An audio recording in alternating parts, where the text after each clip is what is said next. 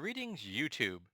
So I've been looking at the 5th edition setting Crystal Punk, and it intrigued me because it was a setting that is Magitech heavy and obviously crystal based because they got the table Crystal Punk. Um, so I found that interesting. And it's a world that is very much cyberpunk, but without any of our real world physics. So we don't have electricity. There isn't the internet. There is magitech items. There are spells. There are people that manipulate souls. There are uh, folks that modify their own bodies through magical enhancement and things like that. Um, so it is very much is cyberpunk, but just cyberpunk with a very heavy magitech vibe, which is I think is kind of interesting, even if it is a fifth edition setting. And one of the things I find interesting is how they power the Manatech items. Now, some of the spell casting in the setting is done purely by using your own personal mana to fuel your spells. But you can also use external sources of mana to create items and to fuel your spell casting. And you can actually use the mana possessed in other people, and people can actually donate their mana in mana factories. So they sit there and a machine siphons off their mana and they get paid for it. Kind of like the way people can get paid for donating blood. It isn't a particularly good way to make money.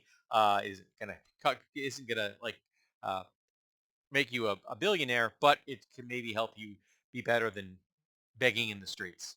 And they call people that do that mana slaves, much the way I call my fellow coworkers in manufacturing wage slaves. Um, but you can also harvest souls. And if you harvest the soul of someone that's been dead within a certain time frame, I can't remember what the time frame is, you can get enough mana to fuel batteries that might last like 24 hours or something. But if you can get a person that voluntarily donates their soul, then that can power an item for 100 years. Um, so that got me thinking about different ways that people can power magitech type of items or just magical items in a high fantasy setting. And another method they use in the Crystal Punk setting is they actually capture demons and use their demonic energy to fuel devices. Now, the devices themselves have no alignment, but they are most definitely using demonic energy to fuel the thing. And this does call the use of such items into moral and ethical questions in the eyes of some people. Um, and beyond that, beyond the fact that, oh, that's an evil thing being used to fuel this item, there's also the fact if it's more than like a demonic beast, if it's got a true actual sapient mind, is that enslavement? And enslaving a demonic being just because it might otherwise harm you or someone else is still enslavement. And again, that is going to cause some moral and ethical quandaries for a lot of people, myself included.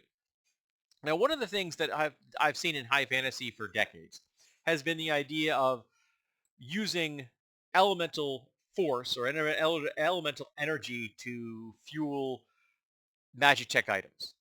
Now, if you're using, again, low-level forms of elemental force that are animal based, animal levels of intelligence, I don't have a real problem with that any more than I have a problem with people using oxen to pull plows or horses or draft horses. 'Cause that's exactly the same thing.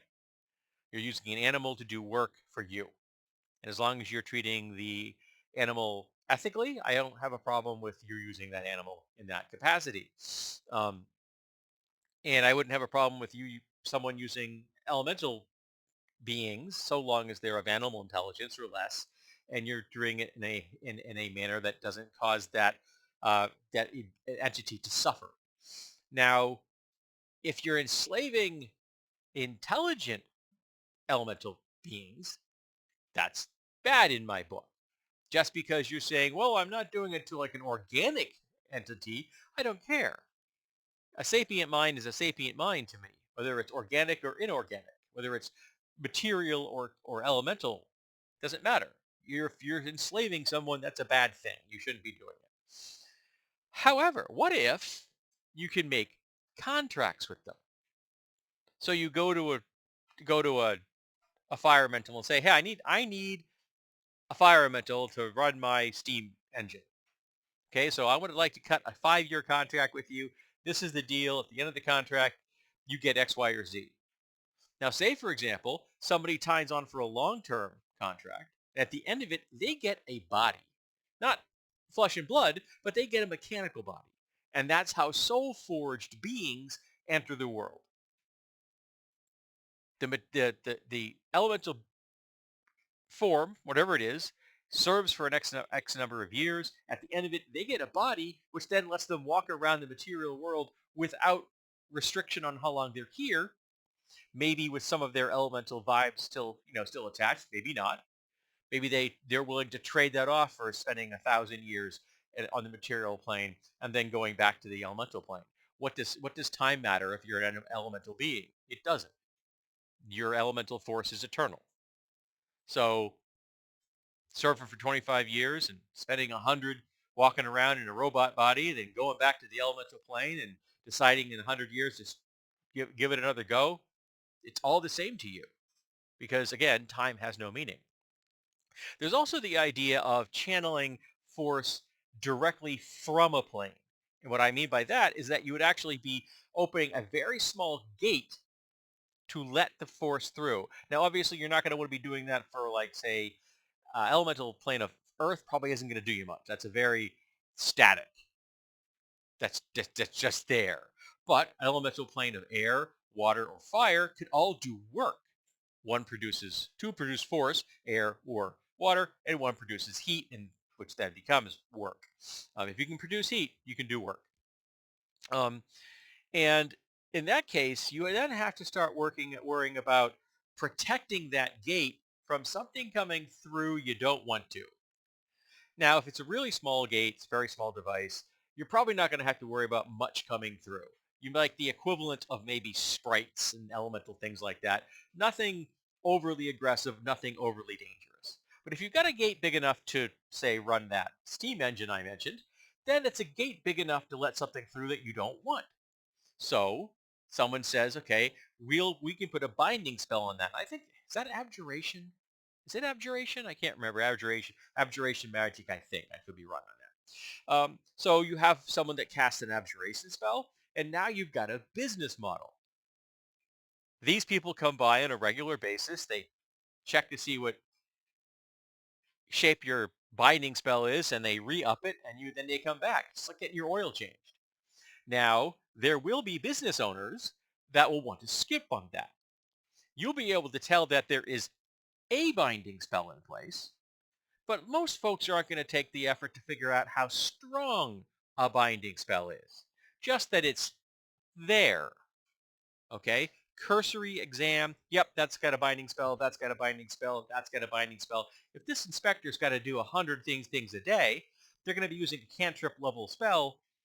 You know what I mean? So they're not going into depth to know how strong that binding spell is. So a business owner that should be using a 5th level binding spell because they've got an engine that runs a steamer, for ocean going vessel, if they're getting away with it, but they don't want to spend that kind of money. So they're having somebody on staff providing them with a 2nd level spell.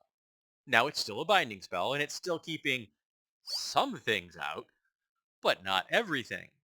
And it may be that the elemental beings don't see it initially because, again, they see a binding spell in their way, they keep going. And some of them may notice, hey, that binding spell isn't as strong as that binding spell over there, and yet both of those gates are the same size. Let's go look at that other one. And they may find a way to get through that gate and get into our world for whatever mischievous things they want to do, or in case they actually have ill intent. But there are business owners out there in the world that will cut corners. They cut corners in the real world.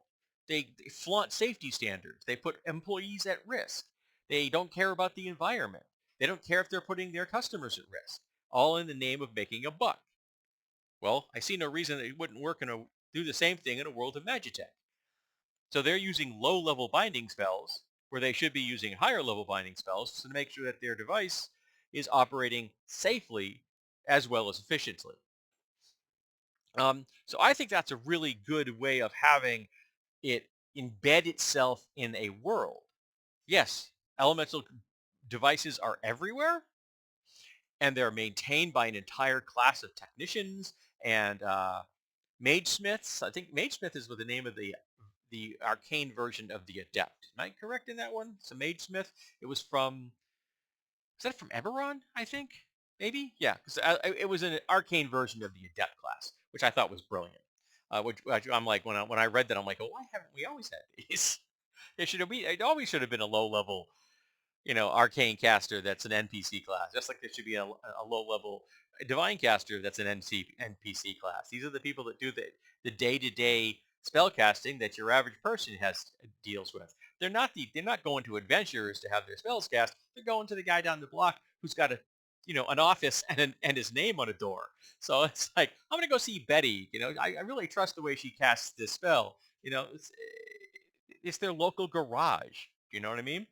So that's what these people are doing, whether it's divine magic or arcane magic.